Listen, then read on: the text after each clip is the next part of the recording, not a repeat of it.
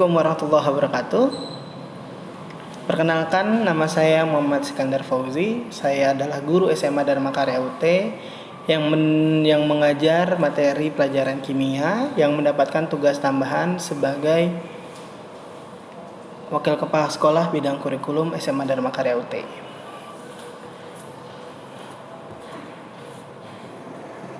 Pembahasan pertama. Sebelum kita masuk ke struktur SMA Dharma Karya UT, ada baiknya kita tahu dulu sih sebenarnya SMA Dharma Karya UT itu punya visi dan misinya seperti apa. Kita mulai. Untuk visi SMA Dharma Karya UT,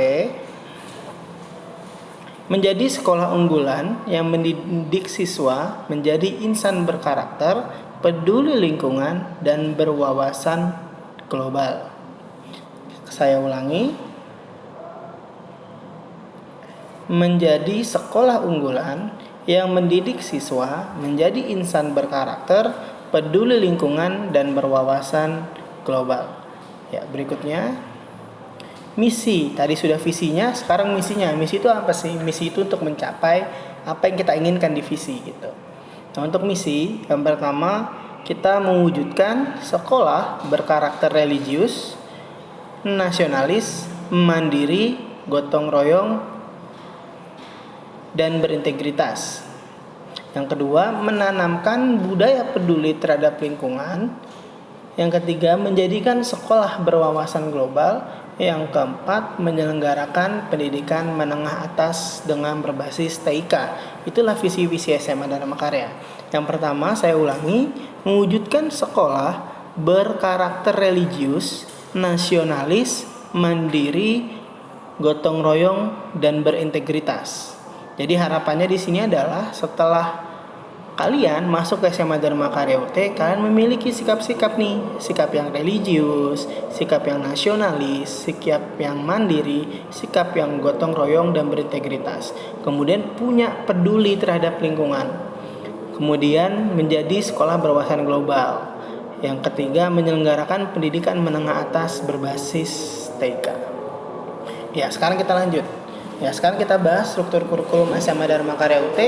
Yang pertama ada mata pelajaran kelompok A, yang kedua ada mata pelajaran kelompok B, yang ketiga ada mata pelajaran peminatan dan lintas minat.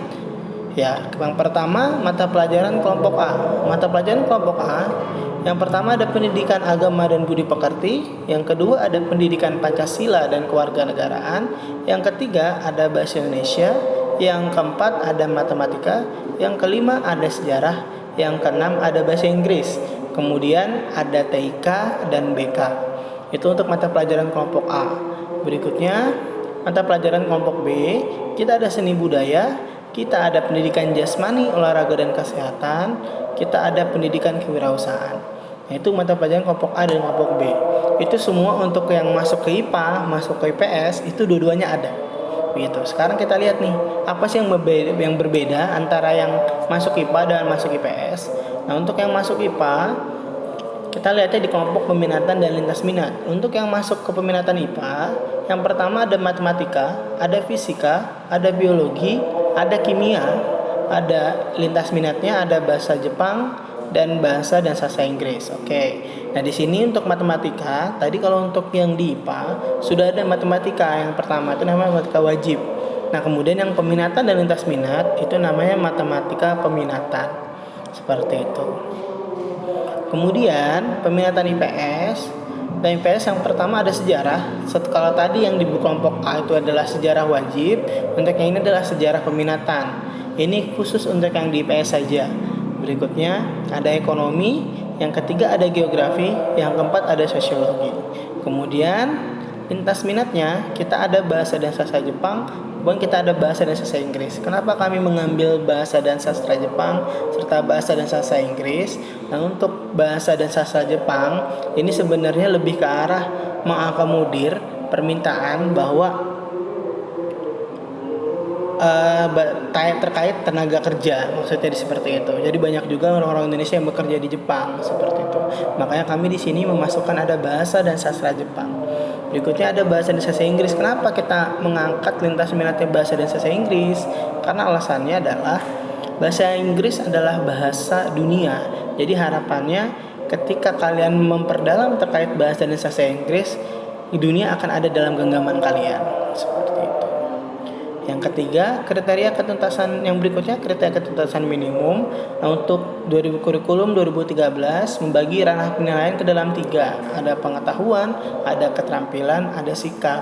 Nah, ini kriteria ketuntasan belajar minimum itu istilahnya itu adalah KKM-nya. KKM-nya itu berapa sih gitu. Nah, untuk pengetahuan KKM-nya 70, untuk keterampilan 70, untuk sikap harus baik. Itu KKM-nya. Berikutnya kriteria kenaikan kelas. Nah, kriteria kenaikan kelas yang pertama, kehadiran tatap muka pada setiap mata pelajaran minimal 90%. Kalau minimal berarti itu udah paling batasnya gitu 90%. Berarti kalau kalian bisa masuk terus selama setahun 100% namanya, itu malah lebih bagus gitu. Nah, 90% ini maksudnya apa? Jadi misalkan dalam satu semester itu ada 100 hari belajar efektif. Nah, kamu bisa nggak masuk itu maksimal sampai 10. Itu juga bukan karena kamu pengen nggak masuk, tapi mungkin karena kamu sakit, ada keperluan keluarga seperti itu. Berikutnya yang kedua, predikat sikap minimal baik. Nah, nilai sikap ini ada 4. Ada sangat baik, ada cukup, dan kurang. Nah, predikat sikap untuk dikatakan sebagai kriteria yang harus naik kelas itu harus baik. Jadi kalau cukup pun itu masih kamu harus bertemu lagi dengan gurunya untuk tanya kenapa, apakah bisa ada perbaikan seperti itu.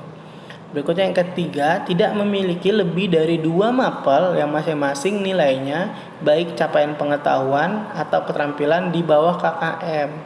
Nah, ini 2 mata pelajaran, tidak lebih, berarti maksimal hanya 2. Mau satunya di pengetahuan, yang satunya di keterampilan itu dihitungnya 2. Seperti itu. Tidak lebih dari 2. Oke, berikutnya predikat kegiatan ekstrakurikuler wajib pendidikan kepramukaan minimal baik. Nah, kita ada ekskul wajib. Nah, ekskul wajib ini kalau di kami itu ekskul kepramukaan. Nah, itu semuanya harus ikut ekskul kepramukaan. Itu tadi nilainya harus minimal baik.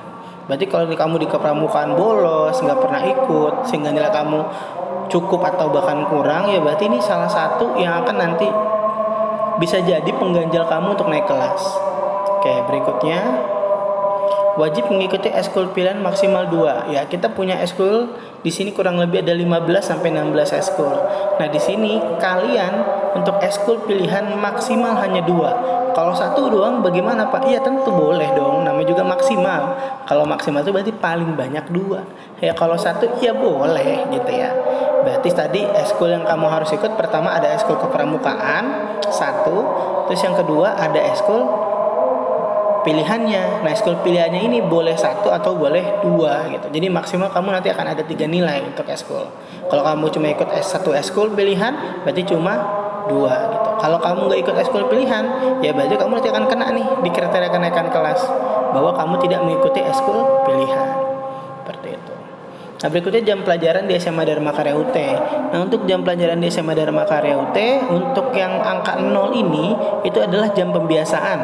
Pembiasaan itu yang pertama, kita ada pembiasaannya itu tadarus atau mengaji, ada pembiasaannya itu duha. Tuh. Nah, kalau di hari Senin biasanya itu kita ada upacara. Jadi kalau kita minggu ini upacara, minggu depan kita duha gitu. Itu kalau untuk hari Senin. Tapi kalau untuk Selasa kita ada pembiasaan itu duha, Rabu kita ada tadarus, Kamis kita ada tadarus, Jumat kita ada duha, itu pembiasaannya. Itu yang ada di jam ke-0 tuh. Gitu. Kemudian jam ke-1 sampai ke-9 itu jam mata pelajaran. Jadi satu hari itu ada yang 9 mapel, ada yang 10, bukan 9 mapel ya, atau 9 jam pelajaran, ada yang 10 mata pelajaran. Nah, kalau kamu nanti ternyata cuma ada 8 mapel saja, berarti kamu selesai nanti sekitar 2.40 kalau untuk di hari Senin. Tapi kalau kamu ada 9, berarti kamu sampai 15.25 seperti itu. Gitu ya. Nah, untuk dari Selasa kita paling sore pulang 15.50. Untuk hari Rabu juga sama 15.50. Untuk hari Kamis juga sama 15.50. Nah, untuk hari Jumat kita pulang di angka 15.40. Nah, berikutnya, nah itu kan tadi kalau kita berbicara sudah tidak pandemi ya. Nah, ini kalau pandemi bagaimana, Pak? Nah, selama pandemi ini kami sudah buatkan. Nah, ini untuk jam pelajaran selama pandemi. Ya, di hari Senin Ini kamu bisa lihat yang pertama ada jam pembiasaan. Jam pembiasaan itu dari jam 7 sampai 7.30. Kemudian ada jam pelajaran pertama itu dari hari Senin sampai hari Kamis itu sama, dari 7.30 sampai jam 9, tapi dari Jumat berbeda, 7.45 sampai 9.15. Kemudian ada istirahat 15 menit. Berikutnya di jam kedua kita ada 9.15 sampai 10.45. Itu untuk hari Senin sampai Kamis. Untuk di hari Jumat kita ada 9.30 sampai 11. Nah, kalau di hari Jumat berhenti tuh, cuma ada 2 mapel saja kita pelajaran hari Jumat. Nah, tapi kalau di hari Senin, Selasa, Rabu kita ada 4 mapel. Nah, itu kita sampai 14.30 gitu. Nah, kalau di hari Kamis kita ada 3 mapel, itu sampai 12.15. Seperti itu. Oke. Berikutnya, ya ternyata materinya sudah, ya berarti cukup sekian dan terima kasih. Lebih kurangnya saya mohon maaf. Jangan lupa jaga selalu kesehatan, jaga selalu ketertiban, jangan sampai kita berbuat yang tidak baik. Semoga selalu semangat. Sekian, wassalamualaikum warahmatullahi wabarakatuh.